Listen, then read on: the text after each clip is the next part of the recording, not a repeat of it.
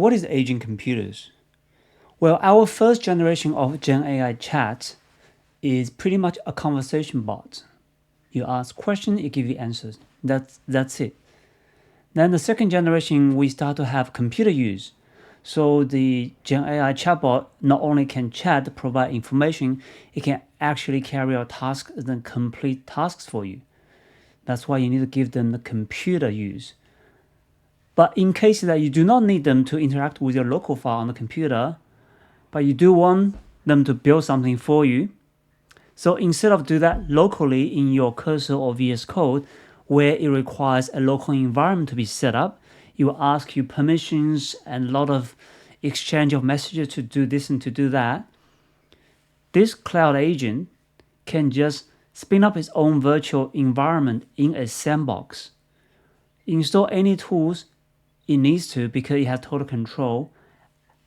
Run in a loop, often spin up a lot of sub-agents, complete the product on multiple iterations, and finally deliver to you, and they can give you a preview in the web browser.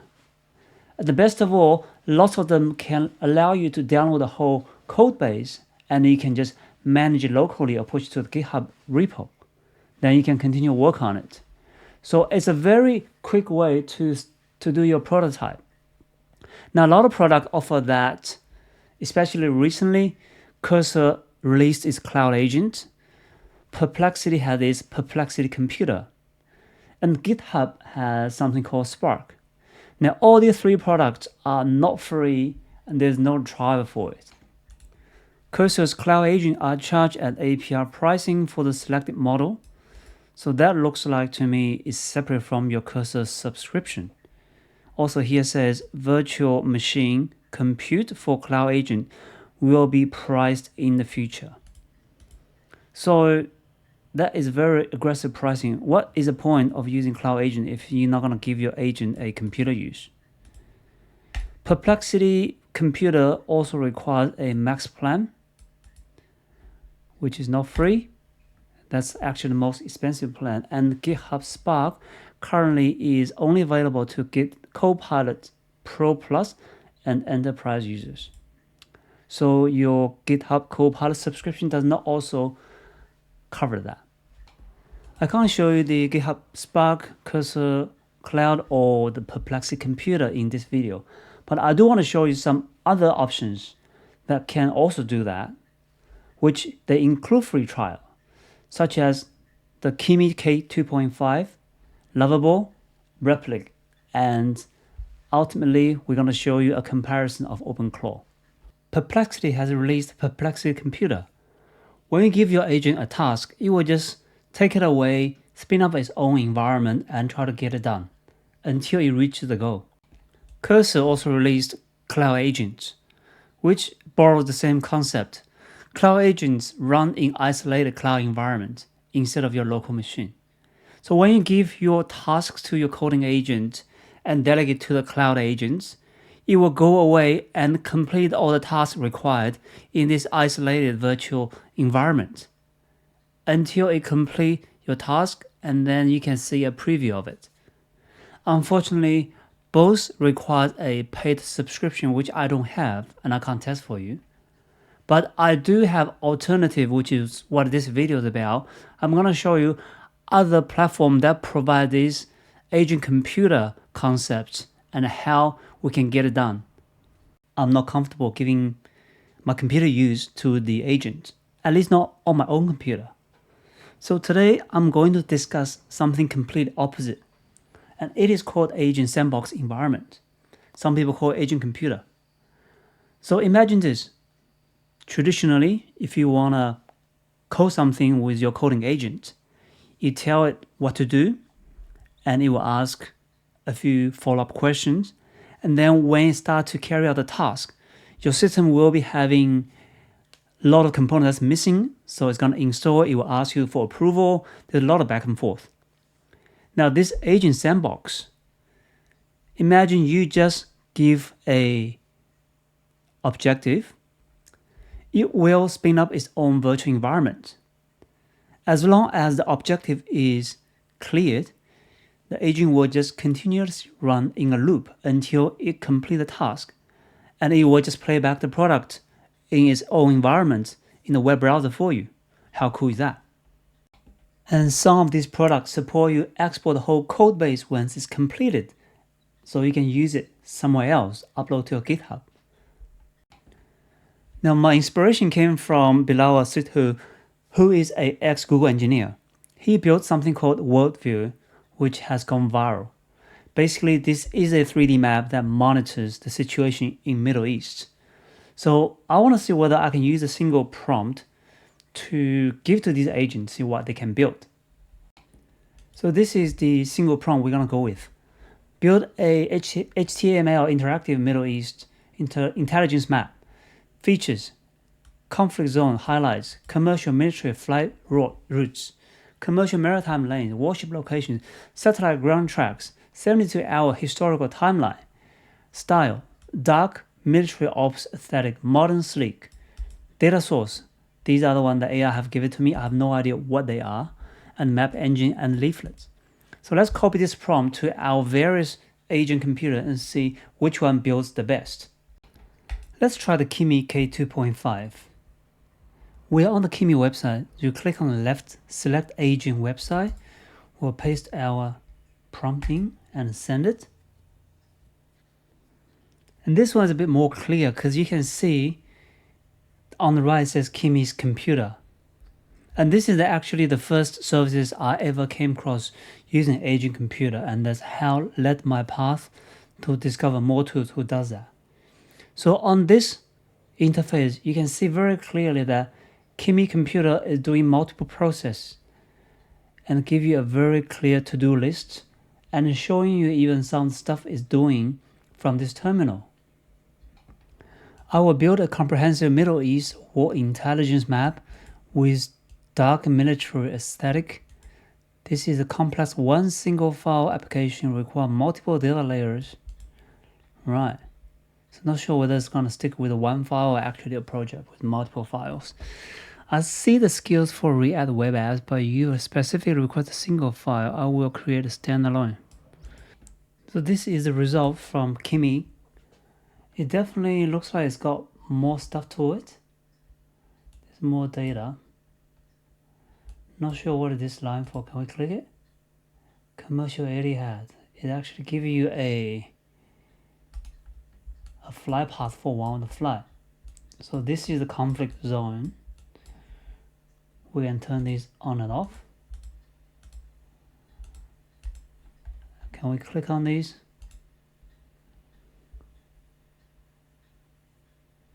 Artilleries. Okay, intensity. So different color means different intensity. Then you have the fly routes, which is not what I'm envisioned. This is not. This doesn't show enough data points. It's probably wrong. Maritime lane. Okay, not even showing the ship. So it looks like these are not getting the actual data point we want to get. Warship positions. Can we click on these? Destroyer. Source. DOD. Interesting. This is interesting. Destroyer, a warship in the middle of the land. Very interesting. Completely wrong. Maybe off by a little bit. Just not mapping correctly. Oh, but how about the satellite? Right. If we click one of these, does that mean anything? Radar Recon, USA 267. Okay. I'm not an expert in these. Seems like there are some informations. And then we have some live feed in this field for the Intel. And there's a source there as well. Active conflict 22. It definitely looks pretty cool. This map. I like this one so far the best. Not sure what do you guys think. And if we switch to the file, click on this all files. There's the download button here, download all files. You'll get a zip file, which is all code base, and you can just import it to your favorite IDE. Next, let's try Lovable. We will paste our prompts in, and we'll do the plan mode first. The planning has finished. Now this plan is much shorter, but it got everything, most core features we asked. Interactive map, intelligence layer, toggle on and off, conflict zones, commercial flights. That's exactly what I want. I want to turn them on and off so they don't have to show at the same time, which will slow the application down. 72-hour timeline. Okay, these look good. So we're going to approve the plan, click approve. And then let's skip that. And then we're gonna, oh, this is already undid for us, the planning. 4 credits remaining. Hopefully this can be completed on our free credit. So you can also see the agent has gone away and spin up his own virtual computer to do all that. If you click on this code, you can see all these files has already been created. And if you don't want to know, you can just stay on your preview and wait for the product to be completed and displayed to you. Let's stay on the code. It's a bit too bright. Looks like the Lovable has completed this implementation. Okay, let's click on preview. The Middle East map was live at Intel-map. This is not the one, so this is the one. Let's load it and see what it looks like. So this is the interactive map that built by Lovable from a single shot. Now, we've got the timeline, but I don't think there are enough data points. So these toggles all work. You can toggle them on and off. But compare what we have seen from the world view, this is not even close. It's not even a good base to continue iterate on. We can see the whole code base, which is good. And this button is actually download a single file. So that's not what we want. We want to export the whole code base. So you can continue work on using your VS Code or Cursor, whatever you use. But I don't seem to be able to find somewhere I can export the whole code base. Next, let's try Replit. Now again, only on free tier, I don't have the Replit core, so it's probably not gonna give you the best results. We're gonna stay on the light. We're gonna paste our prompting. Not sure whether this can build it or not, but the main thing I want to show you is the autonomous virtual environment the agent will spin up. So let's go start. With the Replit, it looks like there's a lot more. If you click on tools and files, you can see they also support database. There's app storage, security scanner, secrets, agent skills. It's very comprehensive. It supports Git. It's a very complete suite of AI agent app. We didn't select a specific planning mode, but this is what come up with. It has planned its work. There's the map engine. Looks like they're all using the same CartoDB map engine. There's the features, layers of toggles, 72-hour timeline, aesthetic, data, API backend to simulate the serve to open source intelligence data. Since we can't reliably scrap all those sources in real time without API key, I will create a backend that serves simulated data. Okay, that's interesting. So it's telling me straight ahead that the data we're gonna get from this interactive map is not real. Looks like Replit has completed its map, and you can just publish directly. This will give you a free domain based on the user account, and people can review it. Now let's just have a look at this map, see actually whether it works or not. So zoom in and out works. There are not many data points, but as it pointed out, it's not actually using, so it didn't discover any open source data, and it couldn't give you a valid data point. So these are simulated. Now you can see this is very basic. The map looks okay, But because there are no data coming back, it's very hard to say. You can't really do anything with it. And let's look at the code. Actually, how do you look at the code? I don't find an easy way to just download the whole repo. These are not. So this is Replit for you. But again, this is on light. I just want to demonstrate the agent computer abilities. So this product probably doesn't represent the best quality of this Replit.com. Let's try the Google Firebase. So we'll paste this in. Again, this is free or free credit. Let's go prototype with AI. Looks pretty simple to do. Not sure why the Edge browser keeps showing this Google website is unsafe. Another product I forgot to mention at the intro is Google Firebase in Studio. It is free to try with limited credits. That's pretty good. And you can see it just set up its own environment. I have put the same prompting already. And let's see what it actually has built. The code has finished pretty quickly, and you can see all the files on the left side. You can see the structure. We also have our file, but we had so much trouble running it because this is not on the local file. You can just run that and you will expect this platform running for you, but it's not as easy as all the other platforms we just tried. And it's keep trying, and now it's going to deploy it to the Firebase hosting, and I'm still waiting to see it. Here we go, just finished. Let's click on that. See whether it works. Okay, the map loaded. So it took us a while, but eventually it has loaded as a web app. We can see the flights toggle. Now, can we see the military flight? And then maritime ships. Right, it's very similar to what we had before. It's not perfect, but as a prototype, as something you can work on, a starting base is not bad. And you have all these filters.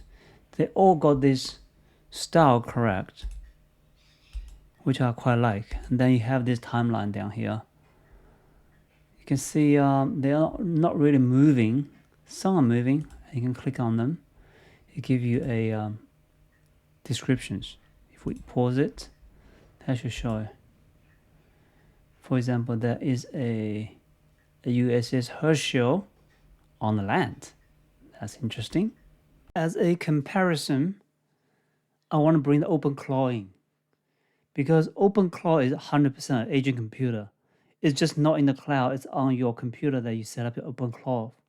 So I just want to put the same prompt into my OpenClaw and just see what the product come up as. So build a single file HTML. That's the same prompt I put it in. And we'll send it and see whether it can create something for us. And how does it compare to those cloud agent computers? You can see just as a cloud agent computer, my OpenClaw just went away, didn't even ask any questions, and straight away start building, writing the code in its own environment. And let's see, come back in 5 minutes whether we can get a decent interactive map. It stopped to ask me 2 questions. Do you want timeline to filter by event start time only or support durations? I don't even know what that means. I just select start time. And for the commercial military flight routes, that's the second question. Do you want static corridors or live aircraft position, which is harder? And I select 2, live. So let's see what it comes back with. Looks like OpenClaw has completed. So let's copy this URL and paste to the web browser.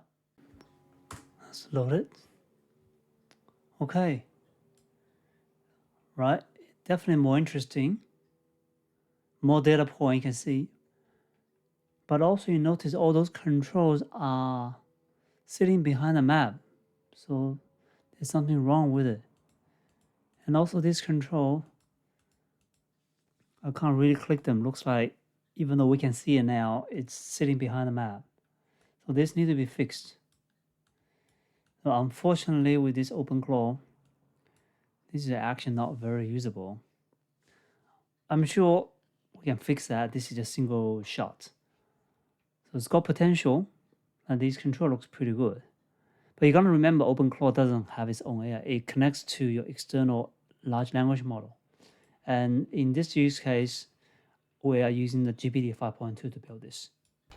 In this video, we had a quick look at agent computer and how some of the cloud agent can carry out tasks for you in its own sandbox virtual environment. And there are some applications we try. There are some I would like to try, but I couldn't. So if you have subscription to either the GitHub Spark, Cursor Cloud, or the Perplexity Computer, please try and let me know. Leave the comments below. Thank you and hope you enjoyed the video.